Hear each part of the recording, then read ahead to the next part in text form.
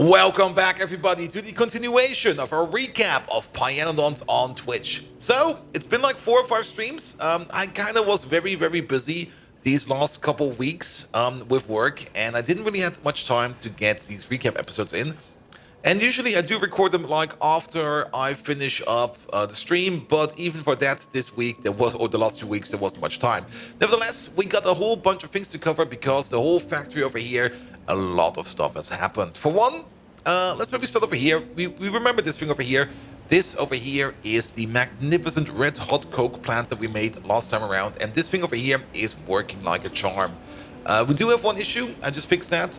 We had Steam over here back up entirely, and we'll probably have to take a look over here at the Steam calculation to see if we need to fix something over here. But for now, it's solved by just adding over here a quick pine gas vent and an overflow valve, so that we don't really overflow over here on anything. We do got a bit of another issue, which we probably need to take care of soon. And that's probably already the thing we're seeing right now. Yeah, we are backing up on red hot coke as well. Can we maybe just circumnavigate this real quick by just adding like a stupid tank or something like that? Can I make a super tank? Come on. I have no tanks in my inventory. Ooh. And coke is running out. All right, issues over issues over issues. We could vent. I don't really want to vent. I sincerely dislike venting. I would like to make another happy tank if possible. For that, the only thing we need is a bit of lead. And you know what? We got the pipeline, not the pipeline, the belt of lead over here. So let's solve the issue by just storing more stuff. And that's usually how it goes. There we go. Make one of these, make a happy tank. And then we can fix this for now. It's not a permanent solution, it's a temporary solution, but it'll be fine. It'll be fine. Good, good, good, good, good. Can we place another happy tank over here? We can place another happy tank over here. So let's place another happy tank over here. There we go, you over there, and then you over there. And then this one, that one, this one, that one. Connect it up like this. Give it some power, and we're good for a while. That'll do it. That'll be perfectly fine. So this was the red hot coke plant we made last time around. We still need to make better use of our coke oven gas. Of course, hot air is going to be the main usage. For the hot air, we've already looked over here in what we want to do with the hot air. We kind of want to make a place where we can reheat hot air, and we do get the reheating of hot air, or the reheating of coke oven gas earlier. It used to be that we get this recipe, or in the previous version of Pi, we used to get this recipe very, very late, and we now get it very, very early. It runs on molten salt. And actually, one coal power plant over here goes 1-to-1 with one heat exchange over here in terms of reheating. If we take a look over here, where is it even? Can we see that in here? Coke oven gas? There we go. Coke oven gas. To reheat coke oven gas, we do lose a bit in the process. That is fine. We need 50 hot molten salt every 4 seconds. Actually, we need 50 hot molten salt every 2 seconds, because this machine over here has a crafting speed of 2. And now that I think about it, wait a minute, is that actually going to be correct? We need 50 every 2, that means we need 25 per second.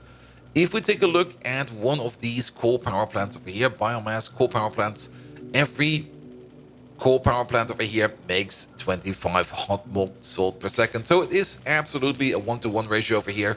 So to reheat coke oven gas, we can do it like this. And I'm kind of thinking of either A, making a centralized hot air system, where we then supply hot air requesters via pipe, or B, always make hot air on site.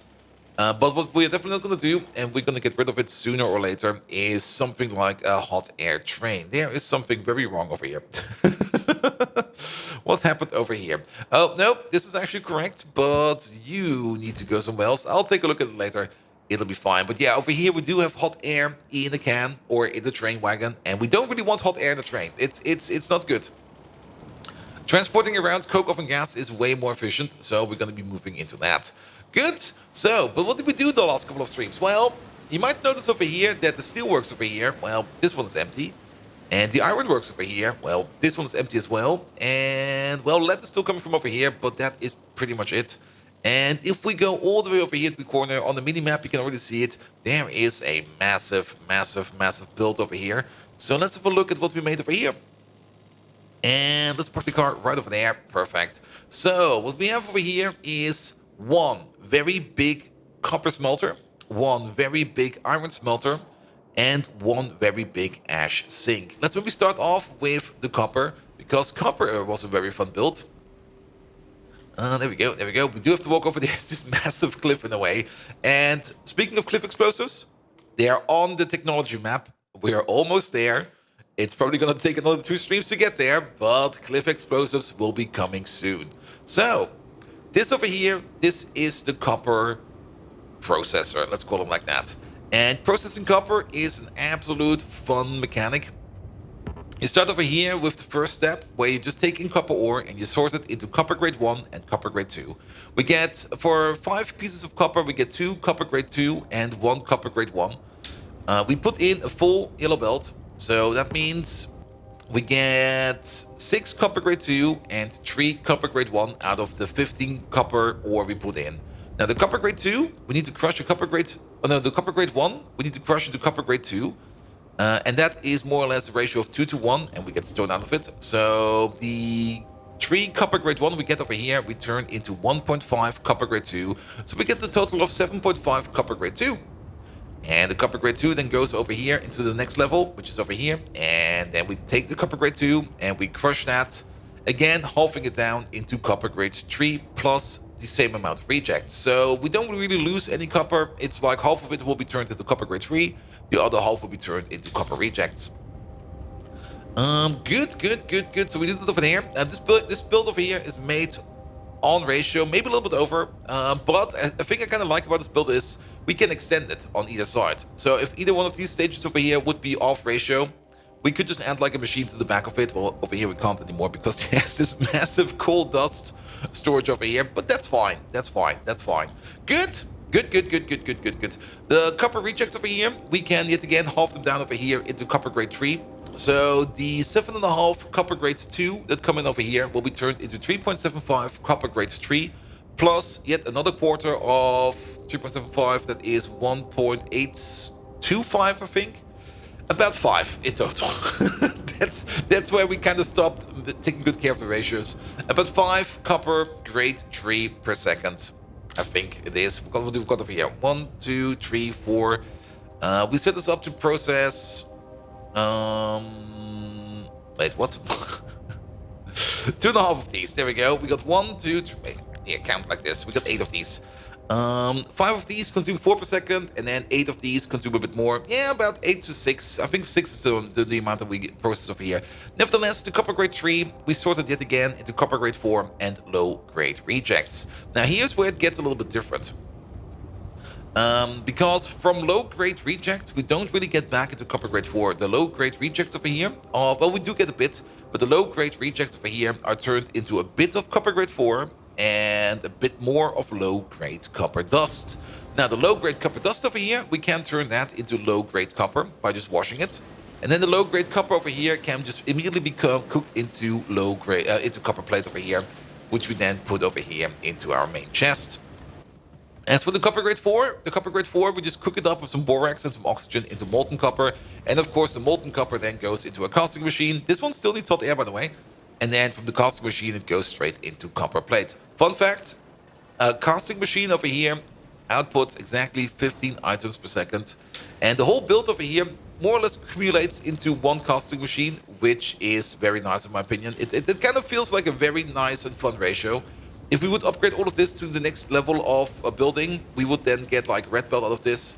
And then if we upgrade it all to blue, we get the blue belt out of this. And the whole processing of the ores over here, it feels like a lot of fun. I really enjoy this actually. Just having this massive machine over here, just processing ores and refining it over and over and over again, just to get more out of your ore. I really enjoy that. Now, of course, we have a dire need of oxygen over here. And for this oxygen, we do need a whole bunch of these electrolyzers. And electrolyzers do cost us like 10 megawatts of power, well, each. And that's 7 over here. And spoiler, down here for the iron, we also have 7 over there. So that's already a lot of power that we need. And at some point in time, we did kind of run into a bit of a power issue. And you can already see it over here.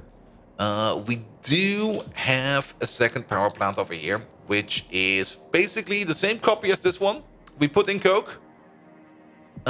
We put in oil and we turn that into power over here. And this gives us a total power range of 1.6 gigawatts. which will be enough to run the base for a while at least. Good. Now, of course, we get a whole bunch of byproducts over here. One of the byproducts over here is stone. The other byproduct over here is gravel.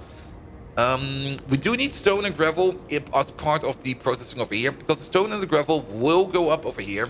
We will turn it into sand, and then we take that sand to make the sand casts on site that we need to cast them over here.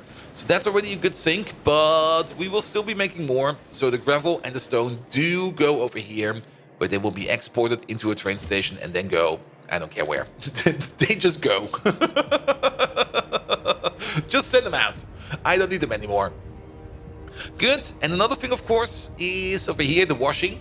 The washing over there makes quite a lot of tailings. And those tailings need to be processed. And that's the thing that we are currently doing over here. This over here is more an on-site tailing processor. And at the moment, we take all the tailings in and we turn them into tailing dust and acid gas. The acid gas at the moment will be turned into sulfur, but that is only like the optional output. That's also the reason why we already have like overflow valves over here. I kind of want to use the acid gas for something else, but for now it gets turned into sulfur, and that sulfur over here will be stored down here. And this is a very good source of sulfur. It's a nice way to make sulfur, and all of the tailing dust over here goes down into these classifiers. And these classifiers over here turn the tailing dust into coal dust, copper ore, and iron ore. Now, we already have the copper place over here, so the copper just goes back over here and gets recycled immediately. And for some reason, I've built the iron place next to it, so that the iron ore that we get from over here gets processed right over here. As for the coal dust, we will probably be exporting it or doing something with it. At the moment, it's all kind of stacked up over here, which is kind of nice. We do need a lot of coal dust in the future, so if we have this set up like this, it will be fine. Also, worst case scenario, the coal dust, we can just throw the coal dust into a power plant and just get rid of it like that. So we can definitely overflow sink it if we need to. Good. Now the iron place. Oh boy, the iron place. The recipe definitely changed, because in the past, the ball mills over here had a crafting speed of 1.5. The secondary crushers over here had a crafting speed of 1.5. The oxygen furnaces had the crafting speed of 0.5, and the flotation cells, I think, or the hydroclassifiers over here also had the crafting speed of 0.5.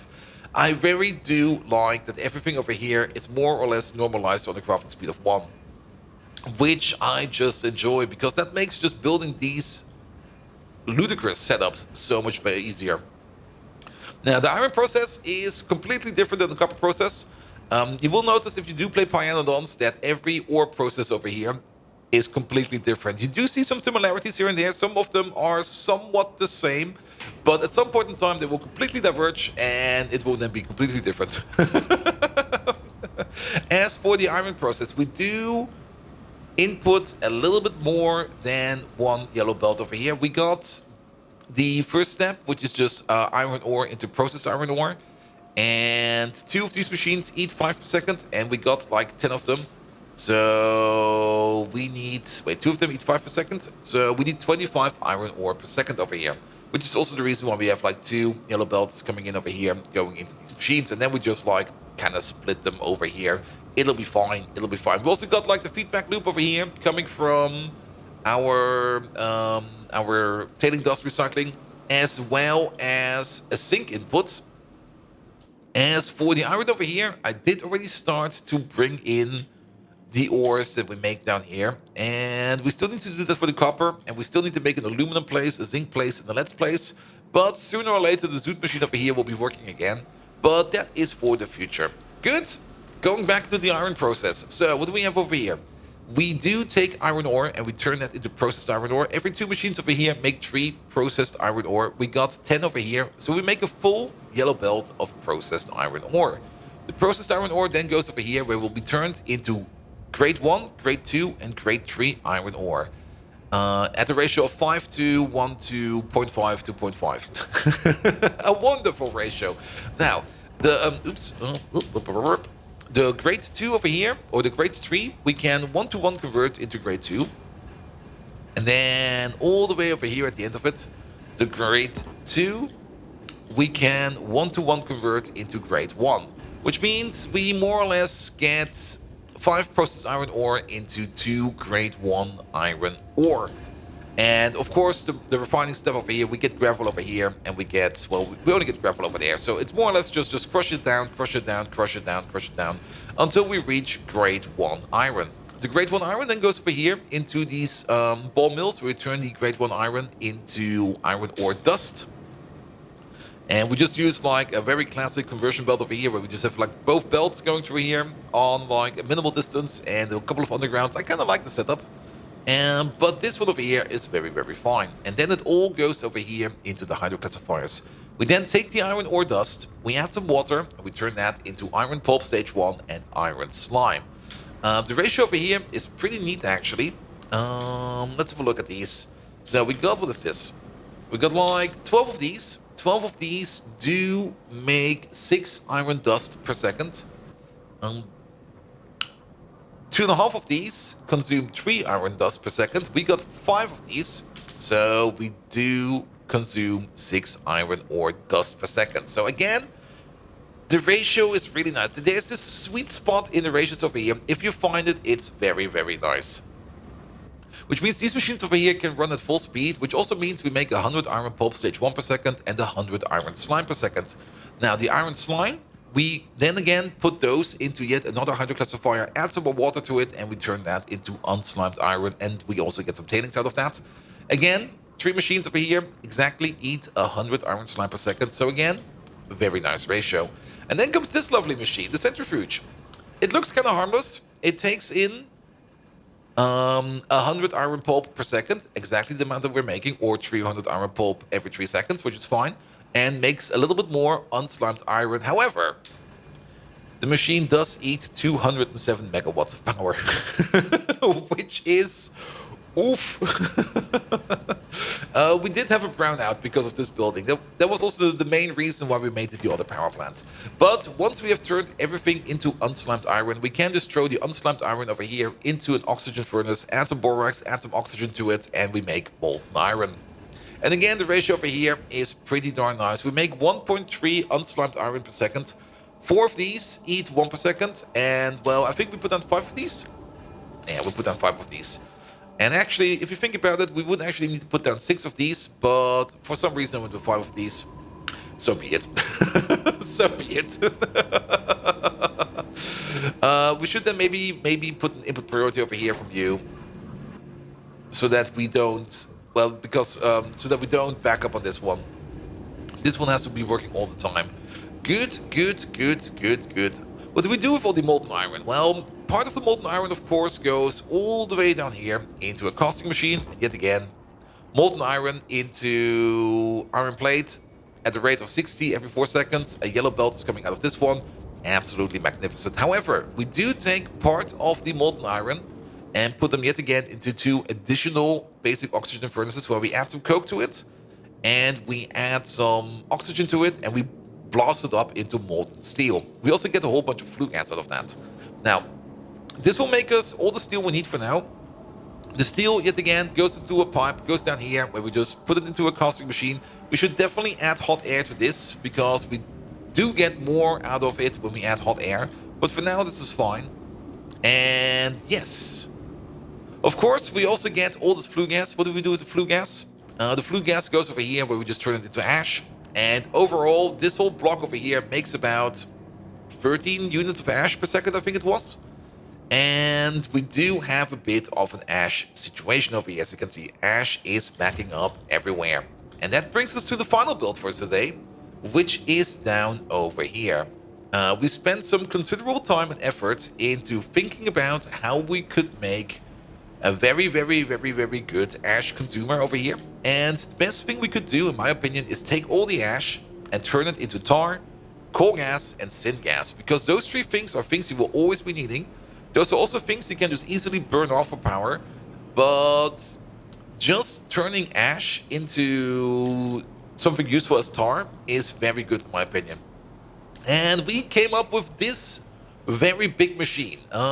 It mostly is supplying, or all these machines around here are only supplying the 10 machines over here, or the 12 machines over here in the middle, which are the 3 farms, which are running on the ash and muddy sludge recipe. Now, this one is a fast recipe. It eats 30 ash every 15 seconds, which means this row over here already eats 12 ash per second, which is very good. But it also eats 6,000 muddy sludge every 15 seconds. Now, to to comply with the muddy sludge requirement, we have to make this big build over here. This over here are soil extractors, water pumps, and washers, turning a whole bunch of soil over here into muddy sludge. Now, we did do the calculation. Do I still have one of these on my pocket? No. We did do the calculation to see if it would be better for us to turn soil straight into muddy sludge, or to turn... Where is it? Or to go down the route of making sand and pure sand. I probably went the wrong way. I definitely went the wrong way. There we go. Because we could also take the soil, wash it into sand and muddy sludge, and then take the sand, wash it again into pure sand and muddy sludge. However, that would consume more soil, make sand as a byproduct, and will make less muddy sludge overall. So we went for the direct approach. I don't really want to have like a dependency or an output dependency on this machine, because if we don't consume that output, or if we don't sink that output, this machine over here would get stuck. And in my main opinion, this machine over here should never get stuck. Now, this one is not completely done yet. As you can see, things are not moving at the moment, which is fine. We just finished this, or we basically made it run at the end of the last stream. And we still need to tweak it, and that's something we are going to be doing this stream, where we're going to be tweaking this machine over here. And then we're going to make a whole bunch of tar, coal gas, and syngas. And the process to make the tar is the classic process. What we basically do over here is we make a whole bunch of logs. We take those logs and we turn that into wood. And then we take the wood over here and, well, you guessed it, we turn that into coal gas, tar. And then we go one step further, take the coal and turn that into coke, coal gas, and tar. And I'm pretty sure we will end up sinking some of the coke over here in the final recipe. Do I have one of these on me? Yes, we do. Which is over here, where we take coke, turn it into ash, coal gas, and tar, mostly as a sink option, because this over here, this will definitely and absolutely back up. However, what we also kind of want to do is export this coke over here and bring it over here into this storage unit over here, where we can then distribute it to wherever we need. I will not make a dedicated coke station over here. It will go from over here to over here via a belt. And that's a very important thing we need to do, because the last time we played Pyanodons, we had so many train stations, and some of them were going like stupidly short distances. I should definitely focus more on doing some parts of a belt and only certain parts of a train. So I should not be afraid of putting like a belt from over here to all the way over there. You might think, well, like, okay, we already got the train track over here, and I mean, just put it on the tracks, it'll be fine. Yeah, it will not, because we're going to have so many trains later on that it will definitely be absolutely important that if we can do something by belt, do it by belt. Good. But we will, of course, be finishing this thing off soon. As for the iron oxide over here, that will probably go on a train, because I don't actually know. We could just bring the iron oxide back up over here and cook it into more iron plates. Yeah, let's do that. That is decided. So all the byproducts over here get recycled, and the only thing we get out of this over here is a whole bunch of tar and coal gas, which we then can use for whatever we need. Good. That is it for the recap. Let's have a quick peek if I missed something. No, it looks pretty fine. I think everything else we have covered in the past. Excellent. Perfect. I'll be streaming Pyanodons at least 2 times per week on my Twitch channel. The default will probably be 3, but every now and then the Tuesday slot will be more or less something different. This time we're going to be taking a look at Xenonauts 2. I got a demo key, or a review, not really a review key, but a demo key, and I definitely want to take a look at that. So do check that out as well. And every Friday we do play Darkest Dungeon. Good! So, if you do like what you see, please do leave a like, a follow, a comment, a subscription. Every one of those actions does help me out in growing this channel into something bloody amazing. You can also find me on, oh my god, twitch.tv. Yes, twitch.tv, where I do even more Factorio. And without further ado, I wish you all an amazing evening, and until next time, see you around!